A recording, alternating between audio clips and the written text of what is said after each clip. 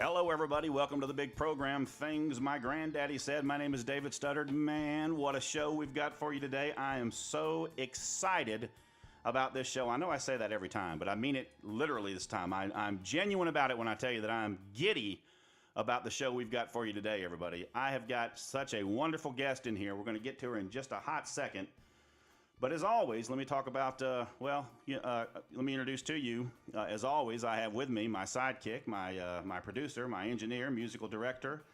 You know him, you love him. He's on mic, but off camera, Jack Studdard. Yes, sir. Jack, what's going on, buddy? Nothing much, man. Just living life. Everything good? Oh, yeah. How's your summer vacation progressing? It's going real good. Yeah, how's the job progressing? Oh, you don't have one? Wow. Yeah, you just sort of lounging around the house all day? Yeah. Yeah. Is there a problem? Not really. You jealous? You're helping out with the dogs. We got new dogs, and you're helping out with them. Yeah. I'm doing stuff. Well, that's fine. That's good. Yeah. That's good. I didn't mean to cut you up there much. Okay. All right. Love you. Thanks, Jack, for coming out and being with us, as always. Ladies and gentlemen, let me get to my get. Well, let's quickly talk about last week's show. Kara Clark and Matt Harris. Yes. That was a fun show, wasn't it? That was a great show. That was a lot of fun. It was the first time that we've expanded to have more than one guest in the studio. We had not one, not two, but three, counting Jack, people up and on mic. Mm-hmm. Man, that was fun. Had some good feedback. We've had some good downloads. About 700 views on the video, and the podcast has been downloaded a bunch of times. So yeah, that was good. We'll get Matt and Kara back in here very soon. All right, here we go, y'all. Listen. This guest I've got in here today, super excited about. First thing I want to tell you about this guest is she has 91,000 Instagram subscribers, followers. What do you call them, Jack? Followers? Instagram, it's followers. It's followers. Okay, yes. Gotcha. Which is phenomenal. I mean, I've got like 260. It's crazy to me that she has that many people that follow her on Instagram. She is a competition, I'm going to call her a competition combat shooter, because anything I ever see her do is shooting and moving in combat scenarios. And she's very, very popular in that sort of realm. Without further ado, ladies and gentlemen, let me introduce to you and bring to the Granddaddy microphone Miss Kayla Bodrin. Hello, Kayla. Hey guys. How are you doing? All right. Listen, thank you so much for coming down here and being with us today. Thank you for having me on. Well, listen, it's a pleasure and an honor for us to have you here. Let's talk about some preliminary things first, Kayla, and I'll come back to this Instagram thing. That's just fascinating. I can't wait to talk more about that. But you are, aside from being a competition shooter, you're a Metro Atlanta area police officer, right? I am. How long have you been doing that? It's been just over 7 years now. Okay, and would you work in law enforcement before that? No, my first job out of high school was Target, and then you go from there to the police department. So that's where I'm at. Okay, and what sort of drove you to that kind of work, to not Target, but to the police department? I always had an interest in like homicide investigation, so that's what geared me that way.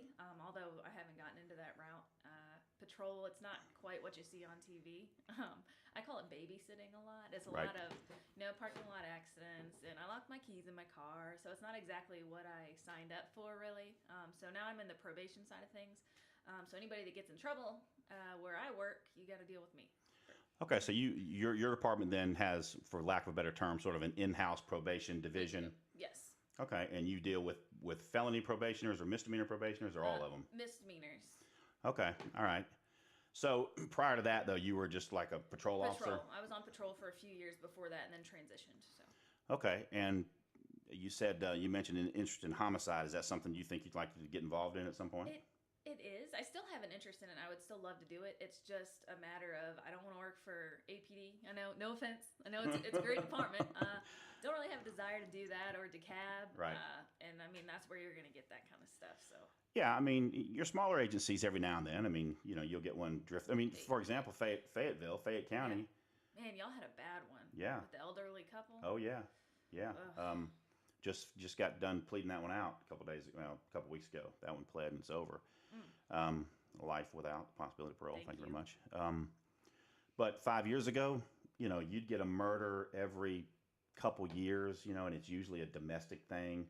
Now, I mean, I think we've got we've got 2 or 3 pending right now over the DA's office. And, Clayton County has oh yeah, just taken it over. yeah. I mean, Fayette sort of borders, Clayton, and to an extent, some stuff comes up from Coweta County too, to the south of us. But I mean, the point I'm making is that even smaller agencies, they're starting to see an uptick in Oh, violent yeah. crimes. Yep. So now, do y'all in the agency that you're with, do y'all have a dedicated homicide squad, or is it like a general We investigations don't. squad? We have like your property crimes, and then we've got domestics, investigators for domestics, and then the violent crimes, armed robberies, everything like that. So we've got different categories, but not specifically homicides. Right, right. Okay.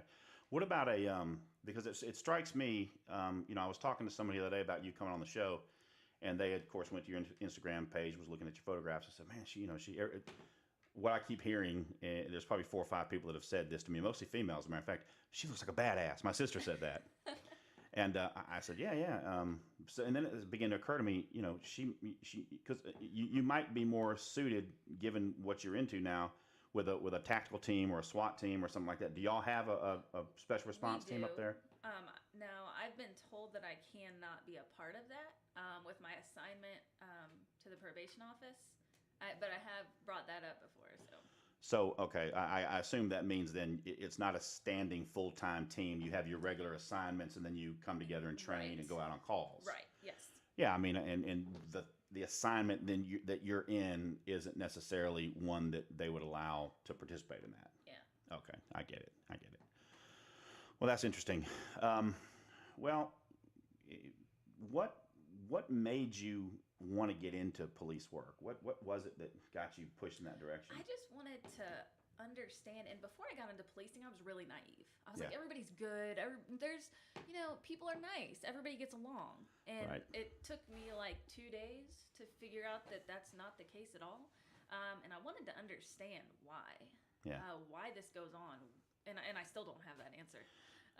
One of the things that struck me when I first started, I was kind of the same way. I'd been in the Navy for 4 years, so I'd, got a little bit of experience in the Navy. But when I got on the police department, one of the first things that struck me was how fast somebody could go to jail. I thought, good God, Yes. that's one thing that struck me. Just running your mouth would get you put in jail, and Yep. that was sort of a shock to me. But as it turns out, I put 1,000 people in jail for Yeah. running their mouths. People don't understand. Silence is golden. Just shut your mouth. Yeah, you have the right to remain silent. Use it. Use it. That's right. Yeah. Even if you haven't committed a crime, shut up before you Yes, do. Right. Yeah, that's something that struck me when I first started doing it. But yeah, I mean, it's obviously it's a different world policing now than it was when I started doing it in 1988. Oh gosh, I couldn't. I mean, believe it or not, and to a certain extent for you, it probably still is. I mean, I'm sure there are times when it's fun, when you like doing it, or you wouldn't be doing it. But I mean, when I came on in '88, and really up until probably, I don't know, 2000. I mean, it was a blast. I mean, it was so much fun, and it was particularly in the first 5 or 6 years. I mean, I would get dressed, I'd have my uniform on 2 hours before time to go to work, and just be pacing around the house. I can't wait, to get to work. I would hear war stories from all the old guys at my department, like back when you could actually police, Right. like back in the '80s, the '90s, when you could actually enjoy it and do your job. Right, and it's unfortunate that it's gotten to a point where you really cannot do what you're trained and paid to do. Not safely. That's right, and we'll come back to that in a couple of minutes. I want to have a talk with you more in depth about that, but let's go ahead and get into some of this. Let me ask you this: you are, I have said many times, and I've asked you if this is correct. You are a competition shooter. I am. All right, and I see you with all types of exotic guns and gear, and I think, man, they must be paying pretty damn well at the agency she's working for. Is that yours?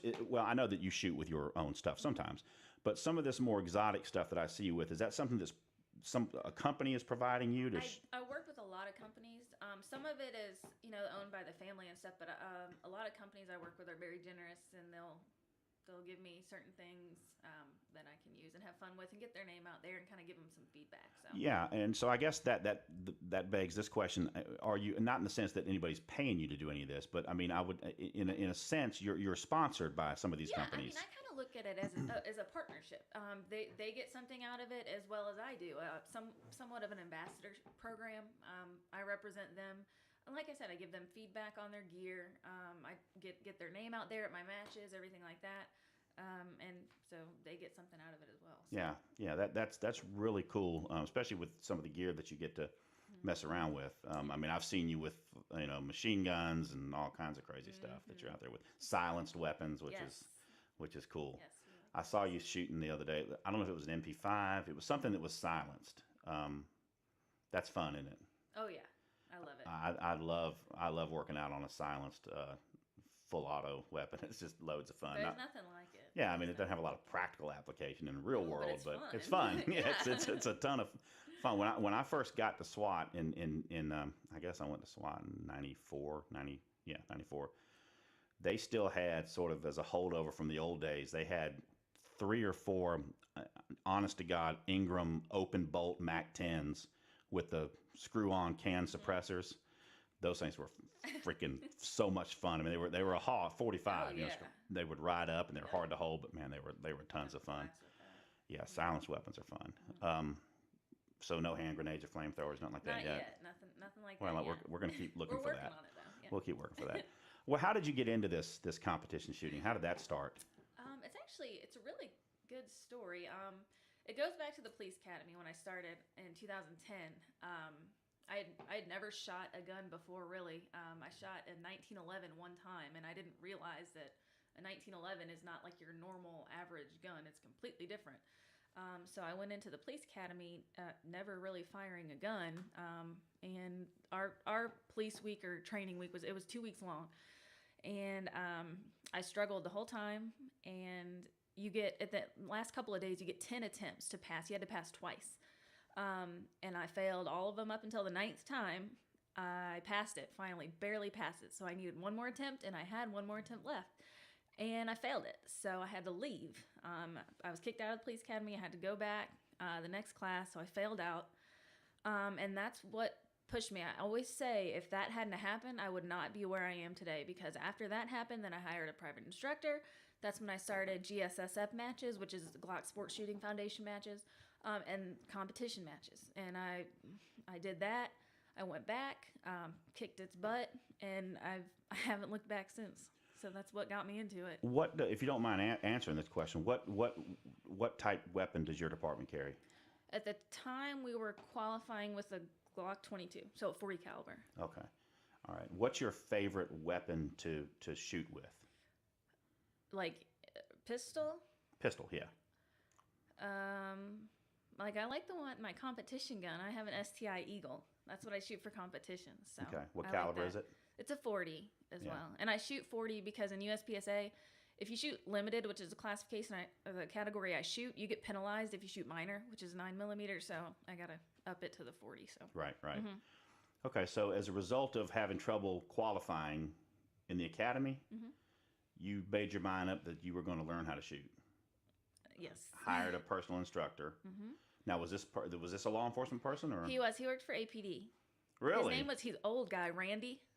Randy, don't you say Randy Trailer? I think, and he always does side jobs at the varsity Oh all my the time. God, Randy Trailer. He taught me. We He's went killed over more to people his than house. smallpox, everybody. Randy Trailer. Yes. I'll be damned. Yeah. Well, that makes us practically related, Kayla. Really? Oh yeah, God, I've known Randy we were in Red Dog together. I've known Randy Trailer Man, for 30 he is such years. a great guy. Oh yeah, he's the real deal too. I know. Now he is the real deal. No kidding aside, Randy has zapped probably 5 that I know of. And Who that's knows? just off the top of your head, just like Yeah, that. that's just he's had a varsity incident. He's had a couple of Stewart Avenue incidents. He had a Christmas. he killed one on Christmas Day at the Alamo Courts Motel on Stewart Merry Avenue. Christmas. Exactly. Yeah. Wow, that's crazy. Okay. Yeah. All right. I'm surprised you haven't lost your mind being instructed by him. How did you get hooked up with him now? My buddy that I went to the academy with, Tim Talent, who works for Walton County Sheriff's Office, was buddies with him, and he hooked me up with them. So Yeah. Man, that is crazy. I know. Small Okay. world. Yeah. All right. So he got you sort of pushed away from the dock, off and running, and then I assume that your shooting vastly improved under his direction. Yeah, I would assume so. I don't recall. It's been so long ago. Yeah. Yeah. Yeah. But I mean, clearly, whatever you were doing wrong, he helped you correct. Yeah, and I think that along with the competition shooting, I tell people is, that's why I'm where I'm at. I mean, it's not something you go. I mean, we have a once a month open range where you get 50 rounds and you shoot your 50 rounds right there in front of the instructor. That's not how you improve. That's not training. Right. And if you want to get good, you have to put in the time, and that's not the time. Yeah, yeah. I tell people in these Law Shield classes that and just, for in the interest of disclosure, everybody, I first met Kayla and her husband, Robert, who's here in the Granddaddy studios with us. Robert, how you doing, buddy? Everything all right? Very good. All right. They came to one of the Law Shield classes in McDonough, I think, or Stockbridge or something, and met y'all there. Yep. And I don't know if I talked about it that night, but I tell people in these classes all the time, it's fine if you want to familiarize yourself with your weapon and sort of learn how it works in the system to stand in front of a paper target at 15 yards and put holes in paper. I said, that's fine. I said, but if you're carrying a weapon for defense, you got to do more than that. You got to do more. A lot of departments fall short on that. They don't do training how it should be done. And that fails a lot of the officers. Now, that's why I say you need to go out and do that on your own. Don't rely on anybody else. But I think the department's kind of... What would you say to someone listening that might be on a police department that doesn't offer that kind of training? Because I know exactly what you're talking about. In the early days of APD, you'd go out, you'd get your 50 rounds, you'd shoot from the 15, the 7, the 25, whatever, then you get down to the 3, that kind of thing, which really, in a real-world application, it doesn't serve you at all. Zero.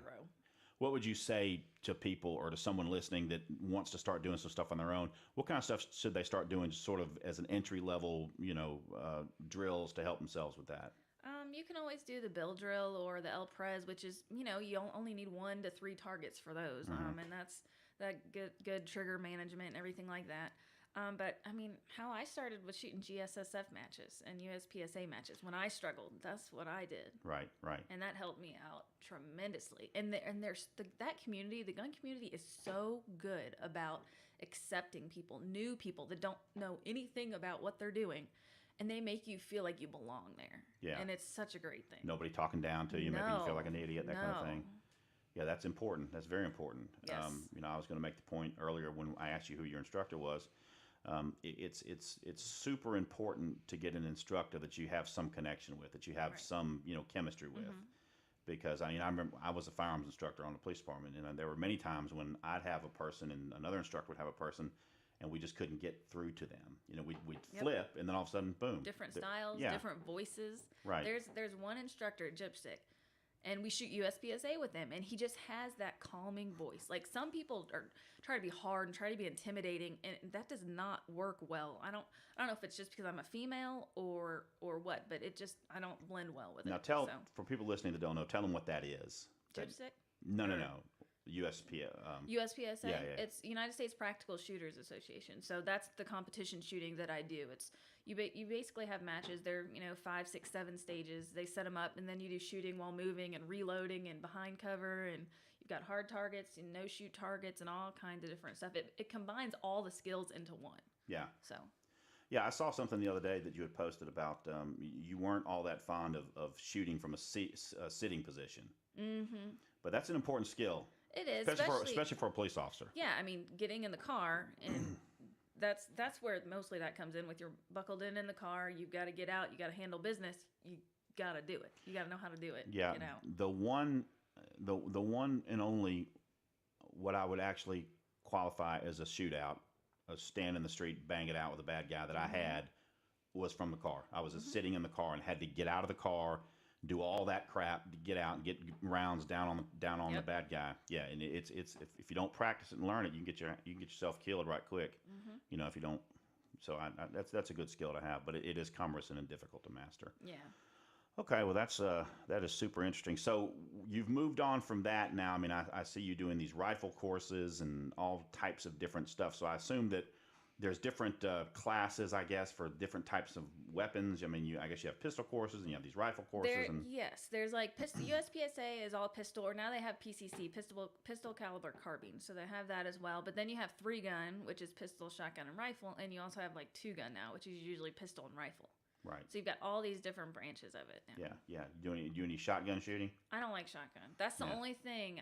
Everybody's like, "Oh, shoot 3-gun," and I'm like, I really have no desire. Like, I want to master one skill first, like really be where I want to be, and then maybe I'll dabble. But Well, I have to tell you, the other day you posted some. Well, it's been more than the other day. It's been now probably a couple of months ago. You started posting, and I kind of went, "What? What's she doing now?" You started posting pictures and video of you throwing knives. oh yeah, I'm like, what the hell is? Come on, Kayla, what are we I doing want to here? master it all. Well, I'm telling you, you got good fast. Yeah, I haven't touched them in a while. Yeah. Yeah, because I got a bow now, so I'm that playing too, with that's that. right. I'm playing with that. How's now. that coming along? It's coming. I really enjoy it. I'm struggling with it a little bit, but it's because I don't know anything about shooting a bow, so Right. I have to all learn it on my own. I don't have anybody I can ask, Right. so it's a little bit harder. Yeah. Now, are you just gonna target shoot with that thing, or you think you get into hunting or I that don't kind of think thing? I'm gonna hunt. Let's Do just you target hunt? Have you shoot. ever hunted? No, I may start with like coyotes or something. Yeah. I mean, like I'm an animal lover, but I'll eat the meat. Like Sure. go shoot it for me and don't show me, and then I'll eat it. I'll Right, cook right. it and everything. Right. It makes me sad. Yeah. Yeah, so I mean, you talk about a well-rounded. You got the guns, the pistols, rifles, knives, bows. I'm going for it all. I'm telling you, kind of a Rambo kind of a thing going Yeah. on. Well, that's super exciting. I was interested to see or learn that you were the subject actually of a February 2015 article, and I've got the publication right here. Let me put my be quiet, Jack. Let's see, Shooting Sports USA Yes. did an article on you, and that was super interesting. How did that happen? Well, they contacted me and reached out and asked if I wanted to do an article, and I think that was the first one that I had done. I had never done one before, so I was like, sure. So I just wrote it up for them. I think it was called A Competitor Story. Or Yeah, something that's exactly like what that. it was. Yeah, Yeah, it was so pretty in depth. I really enjoyed that because I love to be able to tell my story about how I got started because I struggled and I still struggle to this day, like more. And I tell Robert all the time, I struggle more than anybody else I have ever met. And if I can go from failing out of the police academy to being where I'm at now, like I've had every problem in the book and you're going to struggle, but you have to have patience and work through it and you will get there. I promise you, you will get there. And that's just what I like to get that story out there because I get contacted all the time on Instagram with ladies messaging me, or granddad's messaging me. My daughter loves your videos. I show it to her all the time, or I'm having this problem. Can you help me? Can you recommend something? Other guys that have tried to recommend that's not working for me. And if people know, where I started, I think it's a little bit more relatable. Right. So they're not afraid to come to me and ask me for help, as Right. opposed to some of the macho guys out there. Yeah, So. yeah. Well, that's great, especially if you're inspiring, people to get involved in it and start doing it. Yeah, I want to get more ladies into the sport because it's so much fun. It is. Do you are you familiar with the Well-Armed Women group? I'm familiar with them. I've never done any meetings or I've never been there, but I do know about them. Yeah, that might be a good group for you to reach out to. They'd probably benefit greatly. Because my mom has been there a few times because I know they meet over by South River. Mhm. So Yeah. right across from Across there. the street. So, yep. So Yeah, well, you Yeah. reach out to Chris Martin. Yeah. He's involved with them Mhm. hard. Wendy and his wife Wendy, they're like all over there all the time. okay. Yeah, that's a good group of speaking of women Mhm. shooters. Yeah, that's a good bunch of people. Well, that is super interesting. Now, it looks like you're shooting all the time. I mean, it looks like you were the other day. I I'm wish. thinking, when does she work? I mean, she's Right. constantly shooting and posting these videos. Mhm. How often do you shoot? Do you think? I try to go every weekend. Yeah. If at least one day, sometimes Saturday and Sunday, I'll go. If I don't have a match, if I do have a match, usually Saturdays, and I'll try to go Sunday as well. Yeah. But I try to go every week. Now, are you shooting matches locally, or will you go out of state to do this sometimes? It's usually locally. The local South River Gun Club in Covington, Griffin has one. Gainesville used to have one. They're kind of on delay, and then Dawsonville has one. So there's 4 really good matches they put on right around Metro Atlanta. So. Okay. As far as gun stores, and because most gun stores now have a range attached with them. I mean, that's sort of the recent, like in the last 10 years, you're seeing that proliferate. Do you have a favorite place that you go? Honestly, I don't go to gun stores. I get everything online. Yeah, really. And I don't shoot at indoor ranges. I really don't like them at all. I can't stand. You can't even. It's like going to the range at open range. You can't really practice. Right. There. Not to mention the guy next to you is shooting this crazy loud thing, and you're like getting a concussion every time he shoots. I'm like, oh. Yeah, I agree totally with that. I don't like indoor ranges, and I don't like being on lanes next to people that you don't know who they are. You don't know what their level of competency is. But it's clearly not very much. Exactly. Yeah, I don't like Yeah, that at not all. a fan. So I agree with you with that. All right. Well, let's talk about this for a minute. Your Instagram popularity is just crazy. Did you ever expect anything like that? Well, I started my page with that purpose. Like, I wanted to become a sponsored shooter. So Yes. that was my purpose. So from day one, everything I did was geared to that. Now, it's suffered a lot lately.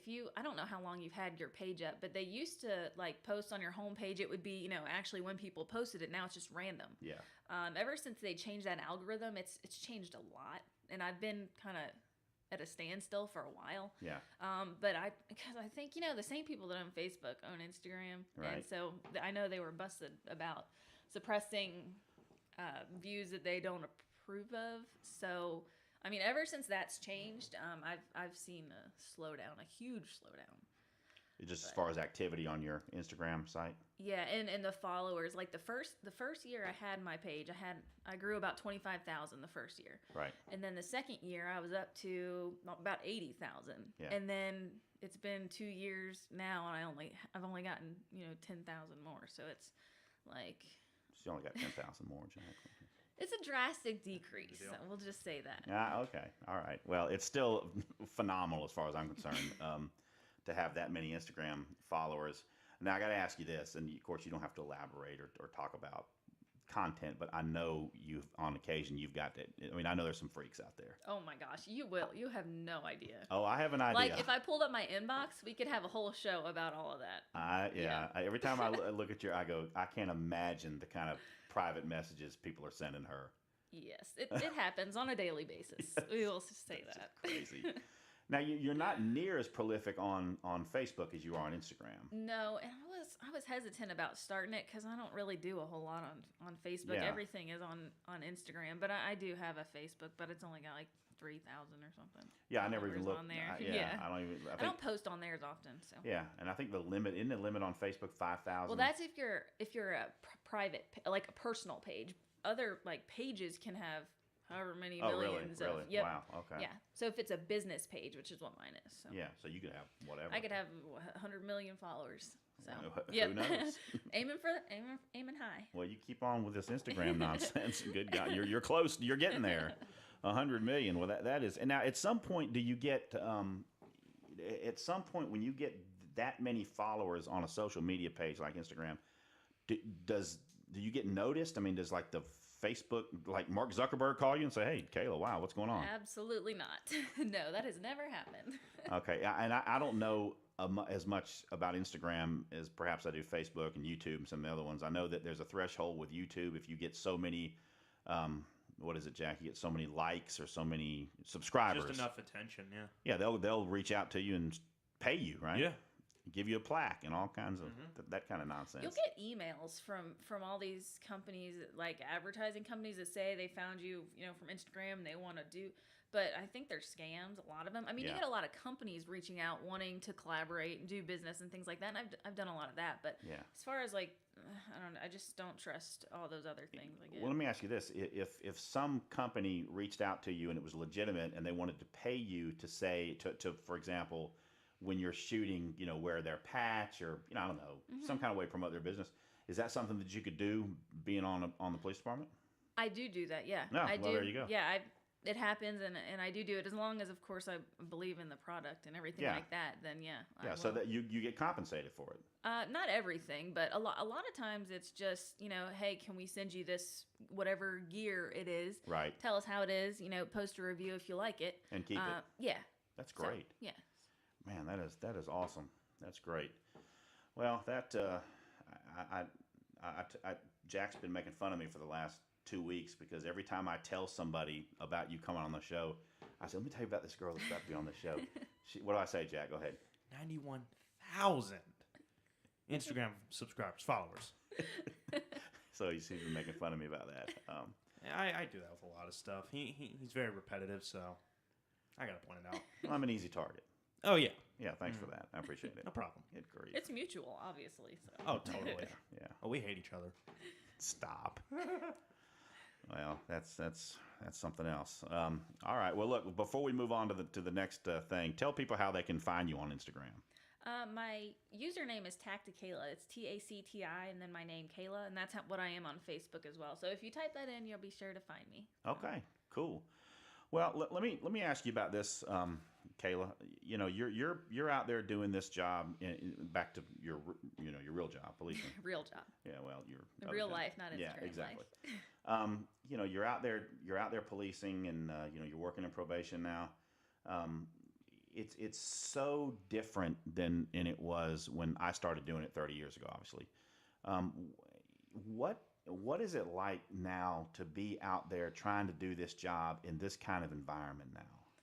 It's even a lot different than when I started 7 years ago. And I hate to say that, I've been to several officer funerals, which is always I'm always a wreck. It's just the worst. It is.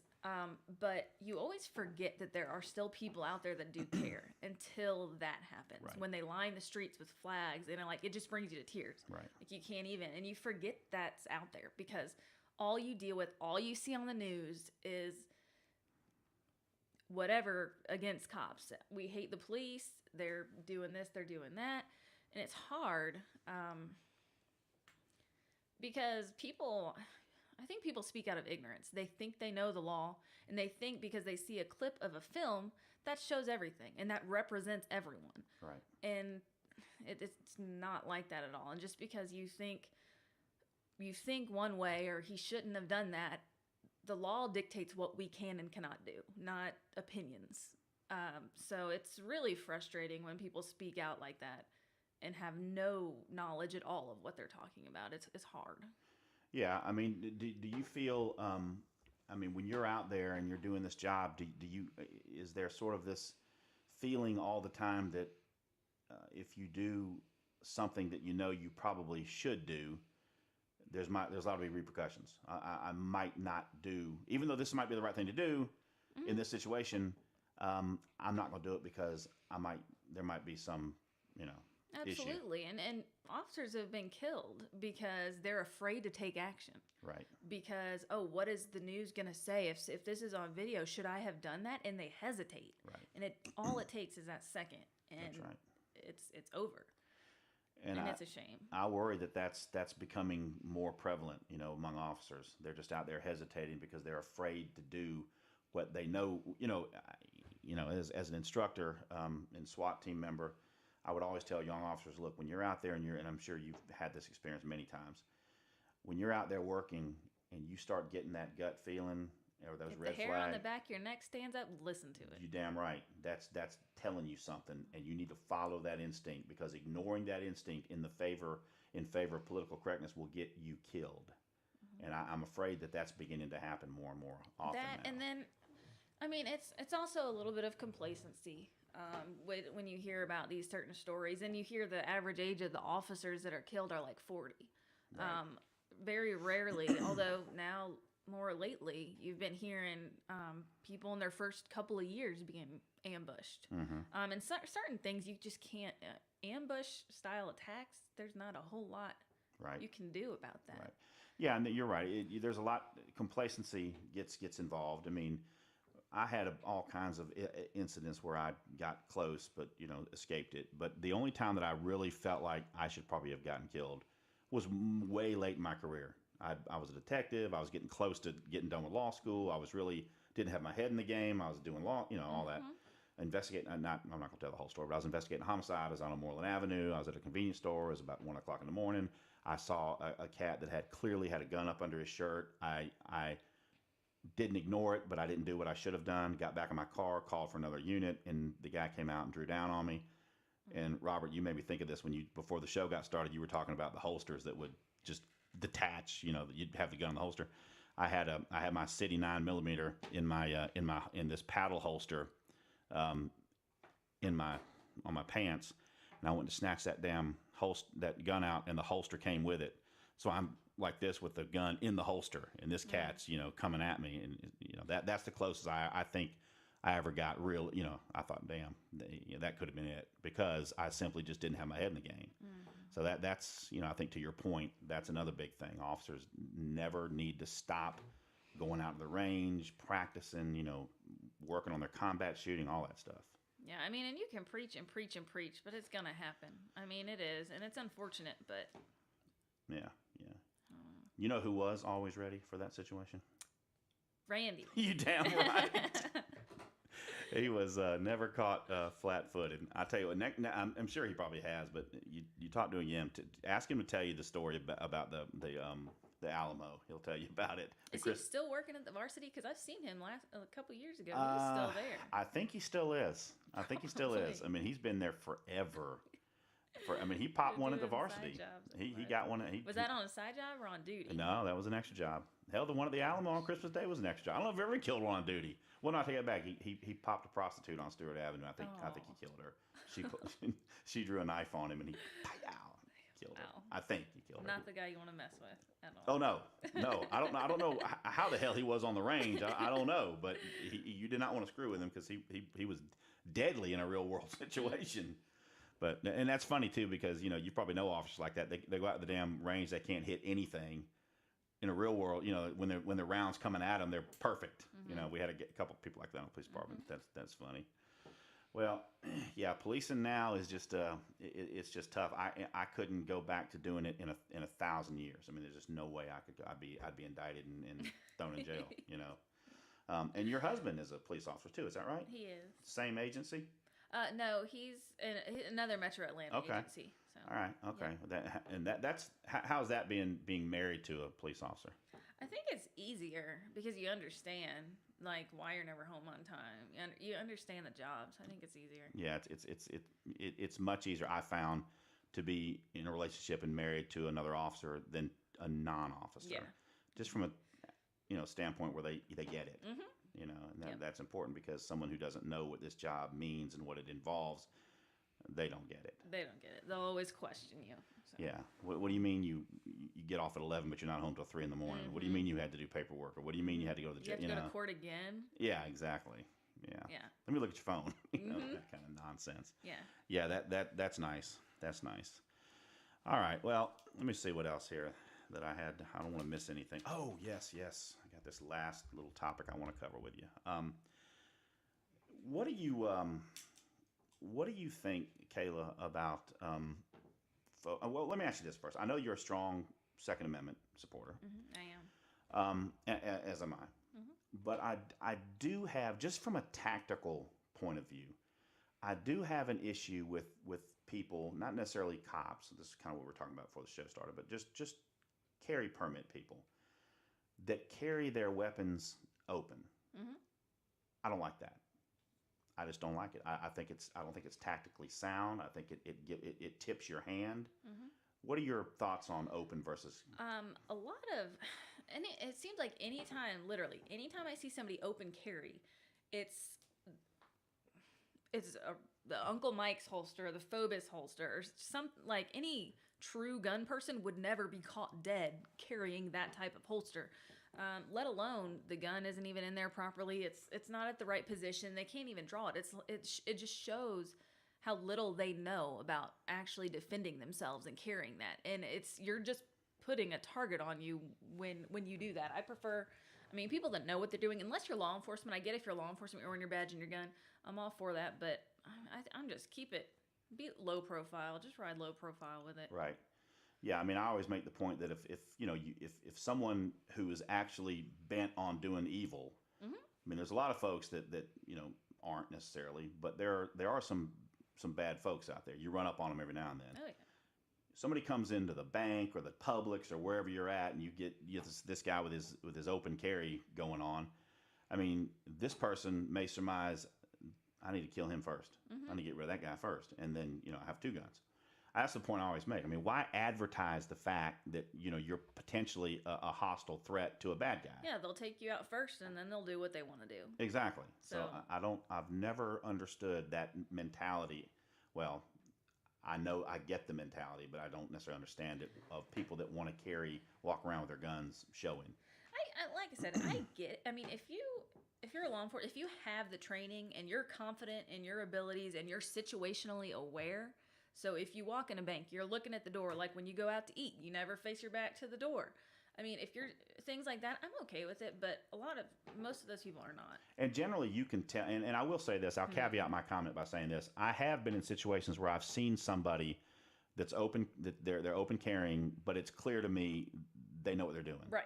They've got a good tactical holster. It's in the proper position. They got good situation. I mean, you can just tell. Yeah, you can. But those people, in my experience, are sort of few and far between. Generally, it's the cat that probably couldn't walk down the length of the bread aisle without getting winded, and he's got this pistol, Yes. and I mean this Agreed. what I'm talking about. Yeah. Agreed. Yeah. Okay. Yeah. That's a real pet peeve of mine. I mean, I get on that at these Law Shield classes, and Chris always starts giving me this because he don't want to upset anybody. Can't So- offend anybody. No, here. You I can't know. do that. I know. Well, listen. I think you've said it all. Anything else you want to talk about while you're here? No. Okay. We covered it. Okay. Well, listen. Again, I appreciate it very much. Well, I do have a couple. Oh, you got something, Jack? Go ahead. You may have this question. Yeah, I was about to get to it. Yeah, No, I wanted to make sure that the serious stuff was over. Okay, all right. Yeah, it's become a tradition here on Things My Granddaddy Said, Kayla, to pose this question to each and every guest. Oh, And Lord. you may be another one of these folks that have come in here recently that are just too young to have had this experience. What are your thoughts about, to the extent that you've had one, what are your thoughts on the McRib sandwich from McDonald's? I have not had one. I am so sorry to disappoint you. You're fortunate. Yeah, okay, well, What's the consensus here? horrible. Horrible. It's the most disgusting thing I've ever put in my mouth. Do you agree? I've never had one either. Oh, I don't know okay. why this is a tradition, but it just is. We started it with Justin, and then Sean, Sean, Sean. Oh, yeah, Joyner. He brought it up, right? Didn't he? I think he did bring it up. And Yeah, then he, me like, brought it up, and yeah. then Mike, then Zippy, we did it. Yeah. And yeah, it's just it just becomes sort of a standard question. It's an exit question here. At Well, I the, thought I was being set up, so I'm good with that. Oh So no I'm no good with that no, kind of no, question. no, All right. we're not gonna set you up. No. Speed round question: Dunkin' or Krispy Kreme? Krispy Kreme, warm Krispy Kreme. There you go. Very nice. You got any other speed round questions, Jack? None that come. Yeah, Nope. I can't remember ones we. I'm just too excited to have someone agree with me for the first time. Oh, Krispy Kreme? Everybody Yes. goes Dunkin' Donuts? Yes. What?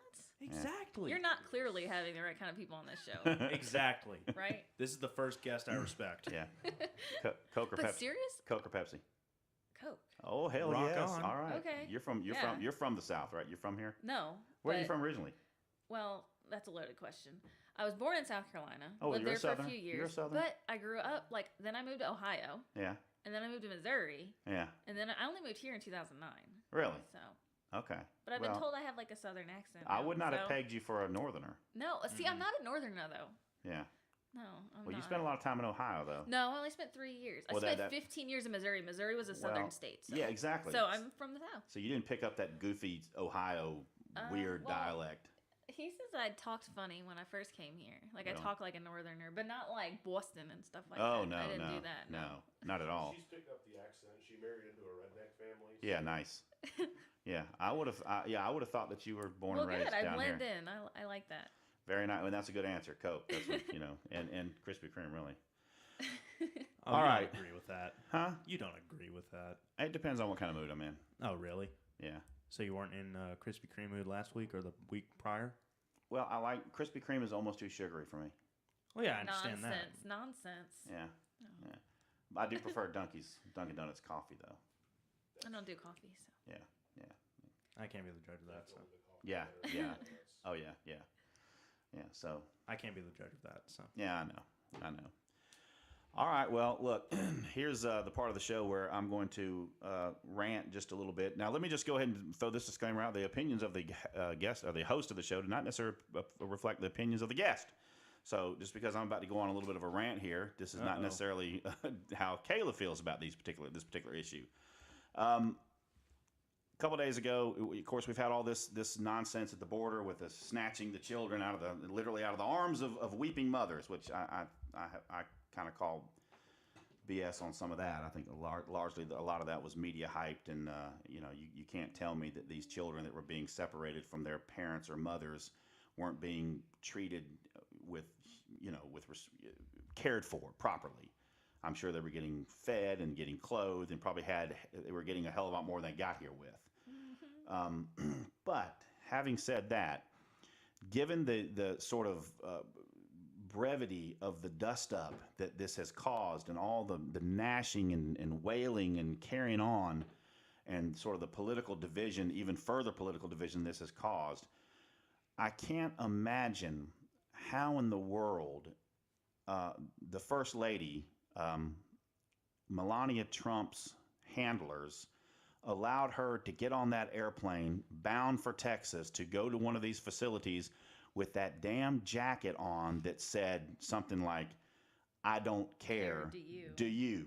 What in the hell? I mean, is nobody in the Melania Trump, none of her people, none of her staff have any insight, any thought or perception of optics? I mean, how can they not understand how that is going to look and how that's going to further sort of exacerbate this already entrenched notion that she's an elitist, that Donald Trump is an elitist, they don't care about anybody. It's all about, power and money with them. It just escapes, for the life of me, I can't imagine how her staff, her chief of staff, allowed that to happen, unless she just said, "Screw it, I'm going to do it anyway. That's not my intention. That's not what I mean, and I'm going to wear it." And I'm also shocked that Melania Trump has a jacket that costs $38. That only costs $38. $38. Wow. Yeah. I didn't think she owned anything that cost only $38. Maybe $38,000. Yes, yeah, exactly. Yeah, so I mean that has been all the rage on Facebook for the last couple of days, and I've weighed in it on a couple of times, and of course the ardent Trump people are completely denying that it hasn't, that it's a problem. It is a problem. I mean, there's something going on over there, and it sort of dovetails into my point that I made the other day about the president going to North Korea and returning the salute of this North Korean general. I mean, that was another thing that I thought was inappropriate. I thought the State Department, the advanced people, should have sat down and said, "Look, we need to be prepared for any and all eventualities. What if they want the president to eat something gross while he's there? What if they want him to eat fish heads or something? We got to figure out how to deal with that." And he don't want to do it. What if one of these lunatics salutes him? Does he salute back? Clearly not. How do we deal with that? Clearly none of that was done. So, I mean, this administration has got to get a handle on optics and on how what they do conveys a certain message that just completely plays into the media sort of narrative that's already taken hold. That's just sort of my 2 cents on that. Just amateur hour over at the White House. I mean, that's just my thought about that. So, no pressure at all, Kayla, to weigh in on that. Don't worry, you don't have to get weighed into that. It's okay. All right, everybody. I think that's gonna just about do it. I want to thank Kayla Bodrin for coming in and being with us today. Kayla, thank you so very much. I can't tell you how much we appreciated you coming down here. I enjoyed it. I hope you continue. I wish you continued success on Instagram and in your career. Well, let me ask you this question before we get out. Where do you see yourself in 5 years? That's a tough question. I want to be, I guess, so cliche, in the industry. Whether it's with a gun company, whether it's I do a lot of work with Action Target based out of Utah. And they're like family to me, so I would love to be a part of them. But You ever been to the SHOT Show? You ever done I that? have. Yeah. It's a blast. Did you know? We'll have that discussion off thing. We'll talk about that when we shut down. All right, everybody. Again, Kayla, thanks very much for coming and being on the show. You're welcome back anytime. We really appreciate it. It was a lot of fun.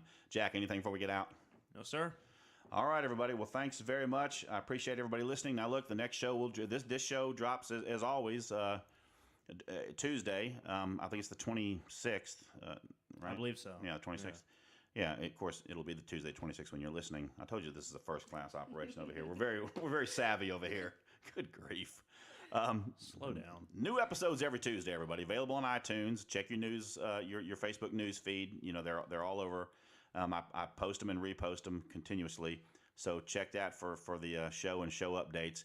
As always, if you want to be a guest on the show, I'll be happy to talk to you. Or if you have someone that you think would be an interesting guest, I'll be happy to talk with you about that.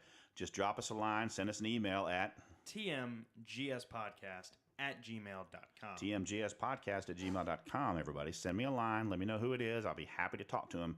As I said earlier, if there's a circumstance where I can't perhaps pull off a show or put one together and you think you've got what it takes to sit in the Granddaddy chair and host the show, let me know. I'll bring you in here and audition you and see if you've got what it takes, and you can do it. I'd be happy to have a guest host, perhaps. So just all of that in mind. Send feedback, what you like, what you don't like. Let us know. Let us hear from you. And as always, we appreciate you listening. And we will be back with you very soon with a brand new episode of Things My Granddaddy Said. Thanks very much, everybody.